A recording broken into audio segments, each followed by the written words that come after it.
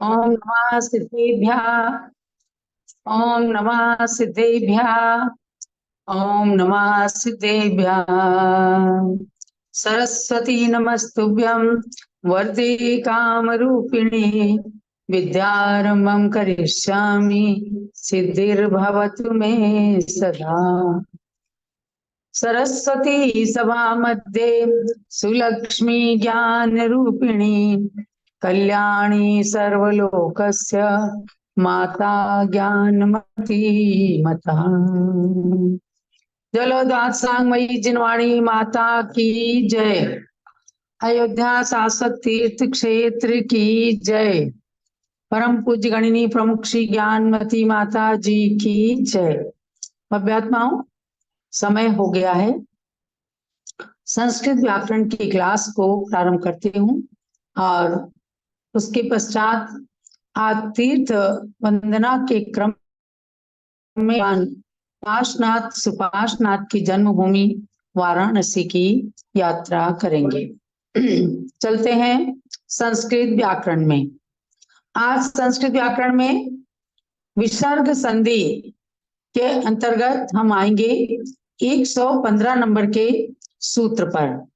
यानी आपने ऊपर के सूत्रों के माध्यम से जाना है कि स्वर और घोषवान के आने पर नामी से परे विसर्ग को प्रकार हो जाता है और उसके पश्चात के सूत्र में घोषवान और स्वर के आने पर रेफ से बना हुआ विसर्ग चाहे नामी से परे हो या अनामी से परे हो फिर भी रा हो जाता है। यानी कि ऊपर देखिएगा, अग्नि गच्छति तो अग्निर्गच्छति बन गया, नी में नामी है और गच्छति में घोषवान है, और अग्नि प्लस अत्र में अग्नि ई में नामी है और अत्र यहाँ पर स्वर है।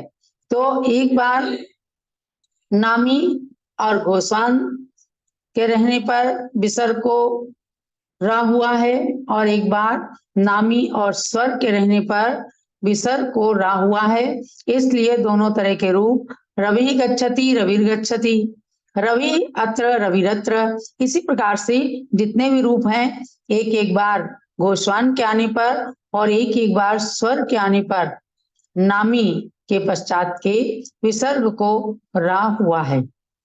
पुनः पितरियाही पितरत्र पुनर्गच्छति पुनरत्र, इनमें नामी और अनामी दोनों से परे होने पर विसर्ग को रा हुआ है। अब हम चलते हैं आहा प्लस गणा।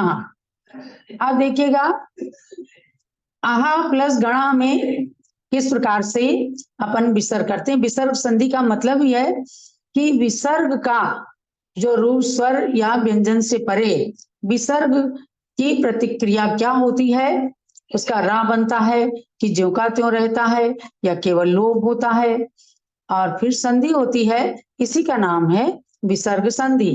तो आहा प्लस गणा है। अब सूत्र लगता है, सूत्र है 115। अन्नो रेफे अन्नो रेफे अन्नो रेफे अन्नो रेफे। अन्नो रेफे सूत्र का अर्थ है कि रेफ रहित घोषवान व्यंजन और स्वर के आने पर अहन के विसर्ग का रकार हो जाता है। आप समझ चुके हैं कि घोषवान किसे कहते हैं। यानी जितने 5 वर्ग हैं, कवर्ग, चवर्ग, टवर्ग, तवर्ग और पवर्ग, इनके तीसरे चौथे अक्षर को घोषवान कहते हैं। प्रारंभ के 2 अक्षर अघोषवान होते हैं, क ख च छ ठ ठ त थ प फ, ये अघोषवान कहलाते हैं और बाकी तीनों अक्षर घोषवान कहलाते हैं। तो यहाँ पर घोषवान गणा में ग जो है घोषवान है और कह रहे हैं रेफ रहित, तो रेफ इसमें नहीं है। यानी आहा जो है ये मूल शब्द अहन, अहन माने होता है दिन, इसमें ना का विसर्ग होकर के आहा बनता है। तो आहा प्लस गणा है, तो इसमें व्यंजन और स्वर के आने पर अहन के विसर्ग का रकार हो जाता। तो ये मूल में आपने जाना अहन शब्द था, अहन शब्द के ना का विसर्ग हुआ। अब इस विसर्ग को कह रहे हैं कि रा हो जाएगा। तो रा सिर्फ रेप माने ऊपर जो चढ़ जाता है उसको रेफ कहते हैं। तो अहा प्लस गणा अहर गणा हो गया। ऐसे ही अहा प्लस अत्र है। तो ये यहाँ पर व्यंजन था, घोषवान था। अब यहाँ पर अहन के नाक के विसर्ग के बाद में स्वर है। तो करें घोषवान व्यंजन हो और स्वर हो तो भी अहन के ना के विसर्ग को रा हो जाता। तो यहाँ स्वर है तो आहरत्र हो गया, इसको रा हुआ हलंत और रा में आग की संधि हो गई तो आहरत्र बन गया। ऐसे ही आहा प्लस जयति है तो ज घोषवान है और व्यंजन भी है तो विसर्ग के रा होकर हर जयति बन गया। ऐसे अहा प्लस आयाति है, एक घोषवान व्यंजन और एक स्वर को लेते हैं फिर उसके नियम को बताते हैं। तो इस विसर्ग को रा हुआ और वो रा आ के साथ मिल गया अर्थात संधि हो गया तो अहर आयाति बन गया। ऐसे ही अहा प्लस हसती है तो अहर हसती हो गया और अहा प्लस अपी है तो विसर्ग को रा होकर के अहरपी बन गया। जितना भी र होता है उसके बाद स्वर है तो व्यंजन मस्वरम परवर्णम नहीं, ये इससे संधि हो जाती है। अब आगे देखिएगा, आगे रेफ होने पर तो आहा राजते है तो यहाँ पर आहा राजते में विसर्ग को ऊ हो गया तो अहो राजते हो गया, समझे ना। इस विसर्ग को ऊ होकर और उनका ऊ को ओ होकर के अहो राजते आ ऊ प्लस राजते तो अहो राजते बन गया, समझे ना। ऐसे ही अब आगे आहा प्लस रात्रम है, ये चीज है अहन अहन शब्द से ना की तो विसर्ग होकर के आहा बना तो आहा प्लस रात्रम तो ऊ यहाँ पर विसर्ग को ऊ हो गया और ऊ को ओ हो गया है तो अहोरात्रम बन गया। अहोरात्रम अहोरात्रम माने दिन रात, यानी कहेंगे अहोरात्र दिन रात 24 घंटे का जो दिन रात होता है उसको अहोरात्र बोलते। अहा प्लस रूपम है तो ऐसे ही अहा की विसर्ग को ऊ हो गया और रूपम आगे है तो अह ऊ प्लस रूपम अहो रूपम बन गया। इस प्रकार से ये सूत्र इसके अंदर लग करके और ये शब्द बनते हैं। अब आगे आता है आहा प्लस भ्याम, कहाँ गया, आहा प्लस भ्याम, इसमें अब सूत्र लगता है न स्यादिभे न स्यादिभे न स्यादिभे न स्यादिभे। हाँ, इस सूत्र का अर्थ है सी आदि विभक्ति के भ्याम विस के आने पर विसर्ग का रकार नहीं होता है। तो इसमें क्या कह रहे हैं, सी आदि विभक्ति जब आती है ना तो सी और जस अम और सर टा भ्याम भीस भ्याम भ्यस ऐसे ये आते हैं तो ये विभक्तियां कहलाती हैं। आगे लिंग प्रकरण के अंदर इन विभक्तियों का प्रकरण आप कालतंत्र रूपमाला में पढ़ेंगे। तो आहा प्लस भ्याम है तो इससे क्या हुआ, विसर्ग का रकार नहीं हुआ। जब रकार नहीं हुआ तो फिर क्या होता है, आहा प्लस भ्याम इसको ऊ हो गया और ऊ को ओ हो गया तो अहो भ्याम हो गया। ऐसे ही है भीस, भीस के सा को विसर्ग हो जाता है तो आहा प्लस भीस है, सा का विसर्ग हो तो अलग बात है। फिर इसके भी विसर्ग को ऊ हो गया, ऊ को ओ हो गया तो अहो भी हो गया। रेप स्वर विसर्जनिया ये एक सूत्र आता है, इससे रा और सा को विसर्ग हो जाता है। अब है आहा प्लस भुक्ति, आहा प्लस क्या है भुक्ति ही, हाँ प्लस भुक्ति ही, ये जो है एक मिनट, आहा प्लस भुक्ति ही, आहा प्लस भवती तो आहार भुक्ति बन गया, इसको विसर्ग को रा हो गया और रा रेफ होकर के भा पे चढ़ गया तो आहार भुक्ति आहार भुक्ति, दिन में भोजन, तो ये बन गया आहार भवती, ऐसे बन गया आहा प्लस भवती, तो विसर्ग के रा हुआ और रा को रेफ होकर के ऊपर चढ़ गया तो आहार भवती बन गया। आहार भवती, आहार भवती। अब आगे है आहा प्लस पति, आहा प्लस पति। तो अब इसमें फिर अगला सूत्र लगता है आहरादीनाम पत्यादिषु, आहरादीनां पत्यादिषु, आहरादीनां पत्यादिषु। आहरादीनां पत्यादिषु। ये सूत्र कहता है कि पति आदि शब्दों के आने पर आहा के विसर्ग को विकल्प से रकार होता है।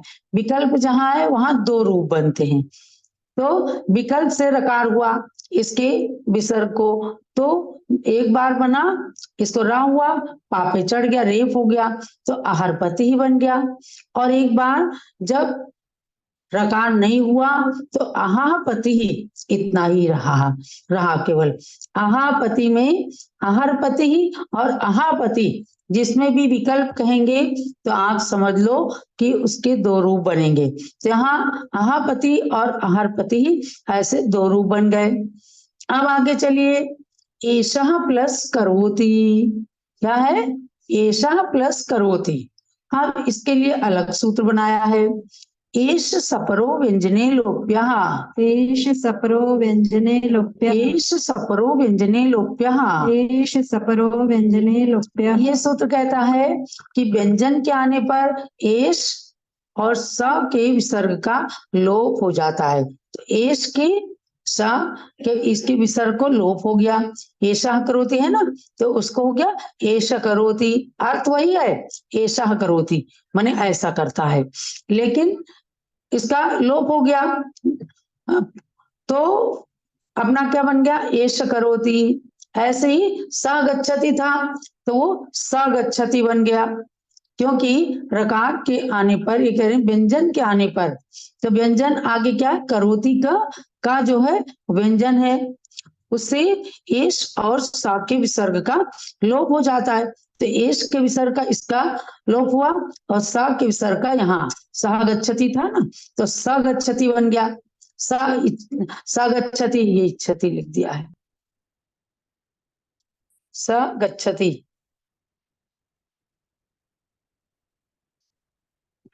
तो इस सा के भी विसर्ग का लोप हो गया तो स गच्छति बन गया। अर्थ वही है कि सह गच्छति माने वो जाता है, लेकिन गा आगे व्यंजन के आने पर उसका लोप होने से स गच्छति ऐसा बनता है। फिर अब आगे हम चलते हैं, आगे चलते हैं क्या हुआ कि अग्नि प्लस रथेन। देखो आज ये प्रकरण अपना समाप्त हो रहा है, क्योंकि अग्नि प्लस रथेन, तो उससे क्या हुआ अग्नि प्लस रथेन सूत्र लगता है। इससे कह रहे हैं कि नामी परोरम, इस सूत्र से विसर्ग को रकार होना, तो अग्नि ही प्लस रथेन, तो इससे रकार हो गया पहले, फिर बाद में सूत्र लगता है रो रे लोपम स्वरश्च पूर्वो दीर्घः, रो रे लोपम स्वरश्च पूर्वो दीर्घः, रो रे लोपम स्वरश्च पूर्वो दीर्घः, रो रे लोपम स्वरश्च पूर्वो दीर्घः। एक एक सूत्र बोलने में, बार बार बोलने में याद हो जाता है। हमने बहुत बचपन में पूज्य माता जी से एकातंत्र व्याकरण पढ़ी, लेकिन वो सूत्र जब आपको पढ़ाने लगते हैं तो पुनः रिवीजन होने से हमें बार बार याद आ जाते हैं। तो इसी प्रकार से आप भी जब ये पढ़ते हैं ना, अगर आप अपने घर के बच्चों को पढ़ाइए तो आपको और भी जल्दी याद हो जाएगा। तो अग्नि रथेन है, अग्नि प्लस रथेन, इसको पहले रा हो गया नामी परोरम से, अग्नि रथेन बन गया अग्नि रथेन। लेकिन उसके बाद में ये सूत्र कहता है कि रकार के आने पर पूर्व के रकार का लोप होकर और पूर्व के रकार का लोप होकर पूर्व को दीर्घ हो जाता है, यानी इस रकार का लोप हो गया और इस ई को बड़ी ई हो गया, समझ गए ना। पूर्व के स्वर को दीर्घ हो गया, तो अग्नि रथेन जो रस ईद है उसको दीर्घ ई हो गया, और विसर्ग को जो र हुआ था उसका लोप हो गया। समझ में आ रहा है ना? अग्निरथेन। अब आगे है ऐसे ही पुनः रात्रि। तो पुनः रात्रि में विसर्ग को र हुआ पहले, नामी परोरम। पुनः रात्रि में पहले विसर्ग को र हुआ, उसके बाद में इस सूत्र के द्वारा रकार के आने पर रकार का लोप हो करके, इस रकार का लोप हो करके और इस रस आ को दीर्घ आ हो गया। तो ये पुनः रात्रि बन गया। पुनः रात्रि को हो गया पुनः रात्रि 119 नंबर के सूत्र से। अब आगे देखिएगा, what plus Chhaya. What plus क्या है? वट प्लस छाया। अब देखिएगा सूत्र लगता है 120 नंबर का। द्विर्भावम स्वर परस छकारः। द्विर्भावं स्वर परश्चकारः। द्विर्भावम स्वर परस छकारः। द्विर्भावं स्वर परश्चकारः। ये सूत्र कहता है कि स्वर से परे छकार के आने पर वह छकार को द्वित्व हो जाता है। तो स्वर से परे माने वट के में आ है, ये स्वर है। इसके बाद छाया, छकार, इसमें छाया में छा शब्द है, तो उस छकार को द्वित्व हो गया। तो छकार वट छ छाया, वटच छाया ऐसा बन गया। और उसके बाद में देखिए एक सूत्र इसमें अभी और लगेगा, तब जाकर के फाइनल रूप इसका बनेगा। तो अघोषे प्रथमा, अघोषे प्रथमः। अघोषे प्रथमा, अघोषे प्रथमः। अघोष से परे दुट को प्रथम अक्षर हो जाता है। अब अघोष बताइए क्या है? यहाँ पर अघोष क्या है? टा जो है अघोष है, क्योंकि पहला अक्षर है, पहला और दूसरा अक्षर अघोष कहलाता है। इसके आने पर जब डबल छा होता है तो उस पहले वाले छा को प्रथम अक्षर हो गया। तो छा का प्रथम अक्षर क्या होगा? च। तो बटत छाया क्या हो गया? बटत छाया। यानी बट प्लस छाया को पहले छा को द्वित्व हुआ, उसके बाद में अघोषे प्रथमा से इस छा को प्रथम अक्षर च होकर के बटत छाया बन गया। ऐसे ही अब आगे कवि प्लस छंदः, कवि कवि कवि प्लस छंदः। तो इसके कवि प्लस छंदः, तो छा ये अघोष है ना, और इसको द्वित्व हो गया तो कवि छ छंदा हो गया। और उसके बाद अघोषे प्रथमा से इस छ को च होकर कवि छंदा बन गया। ये 121 सूत्र के ये रूप रहे हैं। ऐसे ही तनु प्लस छवि, इसमें विसर्ग नहीं है, कवि में भी विसर्ग नहीं है, कवि प्लस छंदा, वट प्लस छाया और तनु प्लस छवि। तनु प्लस छवि में भी क्या हुआ कि इस छा को द्वित्व हो गया पहले, तो तनु छ छवि हो गया। उसके बाद में अघोषे प्रथमा से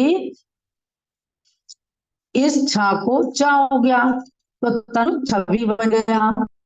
समझ में आया ना? बिल्कुल सरल। और ये विसर्ग संधि है, संधि प्रकरण बस इसके बाद समाप्त ही हो जाएगा।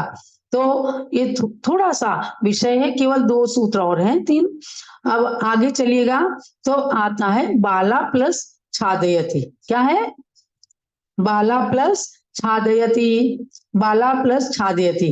तो अब इसमें अलग से सूत्र लगता है। दीर्घात पदांताद वा, दीर्घात पदांतात् वा, दीर्घात पदांताद वा, दीर्घात पदांतात् वा। हाँ, ये दीर्घ पद से छकार विकल्प से द्वित्व होता है। तो इसमें कह रहे हैं बालात और फिर छ छादयति, इसमें भी 2 रूप बनेंगे। तो एक बार जब डबल हो गया तो इसको अघोषे प्रथमा से छ हो गया तो बालात छादयति बन गया।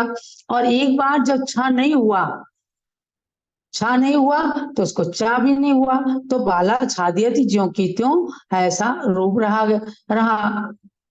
तो बाला प्लस छादयति, अघोषे प्रथमा इस सूत्र से छा को प्रथम अक्षर बाला छादयति बन गया और इसका दूसरा रूप बना बाला छादयति। इसी प्रकार से बेला प्लस छादयति, बाला छादयति और बेला प्लस छादयति।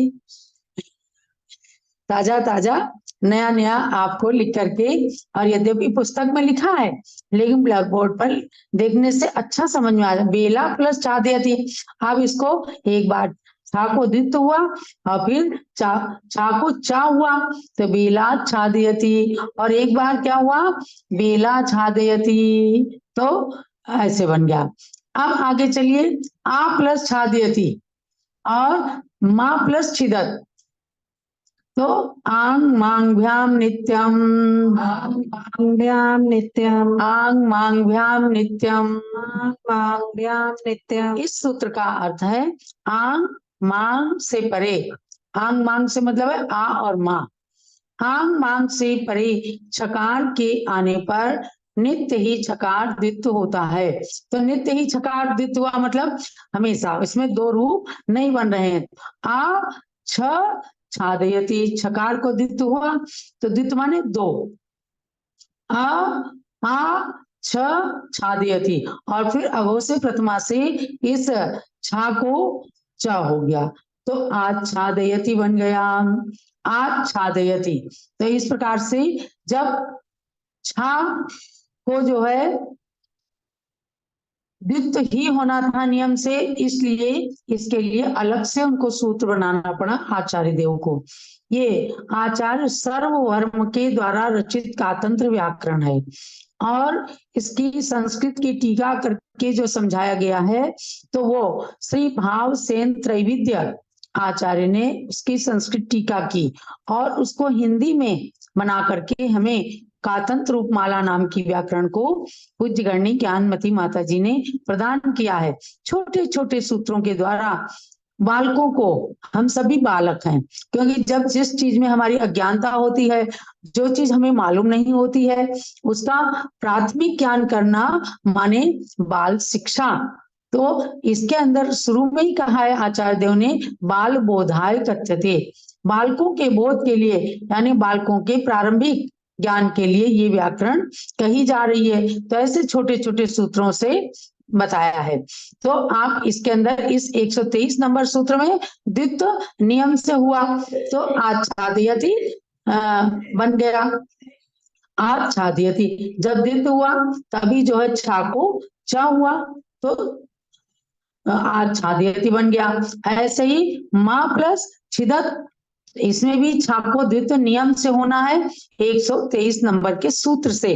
तो उसमें माँ छिदत, माँ छिदत, हाँ माँ छिदत ये हो गया, क्योंकि छा को नियम से द्वित्व हुआ है। तो छा को जब जहां जहां भी द्वित्व होगा वहां छा को फिर चा अगु से प्रथमा से च हो जाएगा।